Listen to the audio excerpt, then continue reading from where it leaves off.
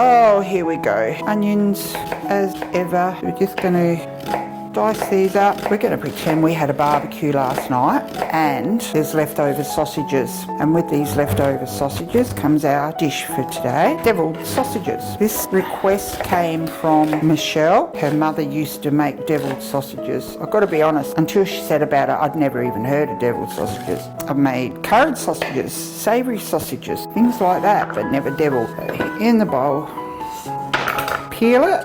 Do you ever get apples and peel, try to get it all in one complete piece?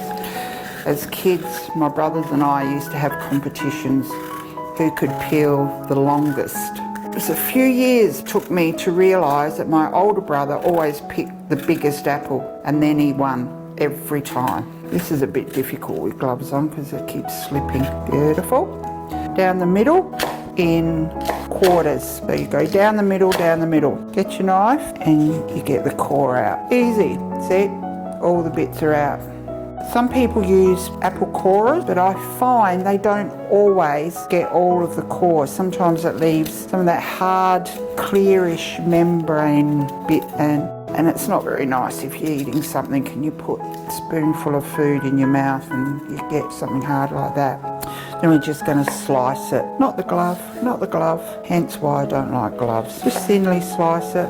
We're going to be frying the apple off with the onion so we can put it all in the same bowl. Saves me doing dishes. Right, there we go with that. Next is our carrot. The recipe's got 1 carrot in it. Because these are 2 smallish ones, I've opted for the double. If you've got large carrot, only just put 1 in. If yours is small, 2. Or you can put as many as you like in. If you like carrot, go for it. Okay, we're dicing. Easiest way to dice something like this, make it smaller so you've got more control.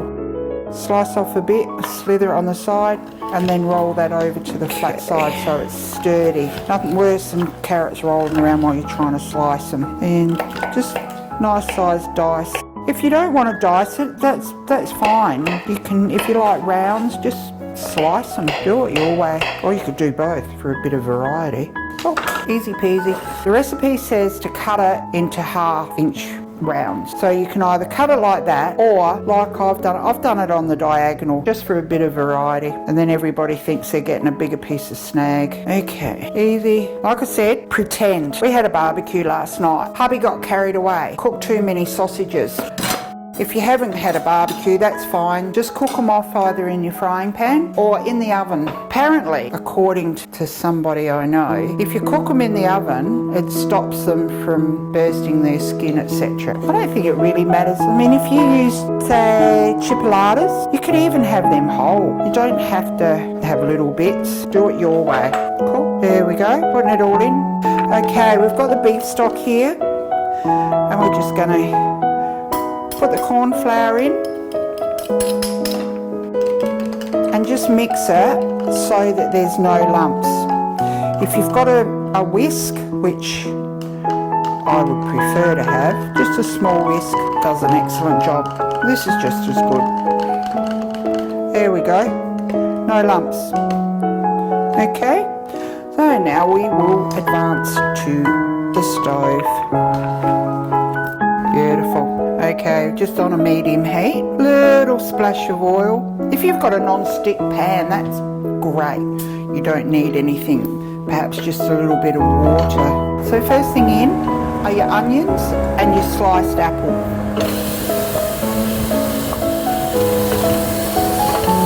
Cook that until it's clear or translucent.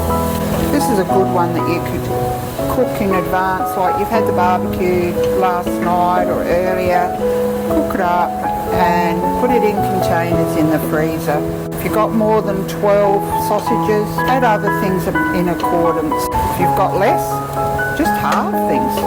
If you don't want to use oil, you can use just a couple of drops of plain water just to help the onion and the apple on its way. You can even add it if you're using just a bit. It'd be really great if there's anybody out there that tries these recipes. It'd be nice for you to, in comments, send a photo of what you've done and how you've done it, and let us know what you think about it. Don't forget, if you've got something that you'd like us to do, have a go at, let us know in the comments under the videos on YouTube.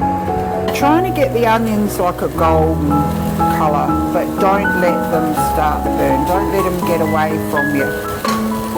As always, don't turn your back on them.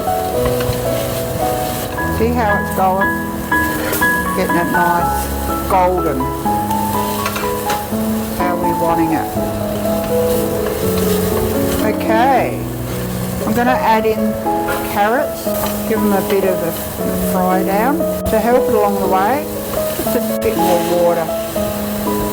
You could add other veggies like peas or something like this, but as we're using something to dish it up, you can add more colour there. You can mashed potato or steamed beans, any greens, anything at all. Garlic going in. Fry that off until you don't get that raw garlic smell. Right, so now I'm going to put in our tomatoes. Good idea when you're pouring tomatoes into a pot, pour them onto the spoon, then they don't go splashing all over the place. Give it a twirl, mix it in, then goes your stock that's got your cornflour in it. Dip that in. Okay, give it a good stir. In goes our mustard. I'm using the hot English mustard today. You can use the Dijon if you like, but I think the hot English just gives it that bit more of a zing. The thyme, so been washed and dried, mix that in. Just make sure everything is really well combined. And then let it come up to a heat, just until it starts, like you get that light simmer bubble. Don't bring it up too fast because you'll find that it will start to catch. Wait for that to come, only takes a couple of minutes. I'm not adding salt and pepper to it at the moment because I find that like your Worcestershire has got salt in it, you've got it's a good thing, add it afterwards. Okay, now we're going to put the sausages back in that we've stirred, like sliced up. Mix it well so the sausage is into the mixture, the tomato mixture. And we're going to pour the Worcestershire over it. And you're going to stir it in. If you like more of a sauce with this, more of a gravy, just add like more of your stock and cornflour instead of half a cup of stock. Go for a full cup and 2 teaspoons of cornflour. Right, so now I'm going to put the lid on and just leave it to simmer away 5-10 minutes until the carrot, just try the carrot, make sure that's nice and soft and cooked through and everything's nice and hot. Okay, you can see the bits of apple in it still, you can see the carrot, the onion. It's one thing, you couldn't hide anything from the kids. Beautiful. Let that go for a couple more minutes. So while you've been waiting with it simmering, just make some mashed potatoes, steam some greens, and then you're ready to go. Okay, over we go to dish it up.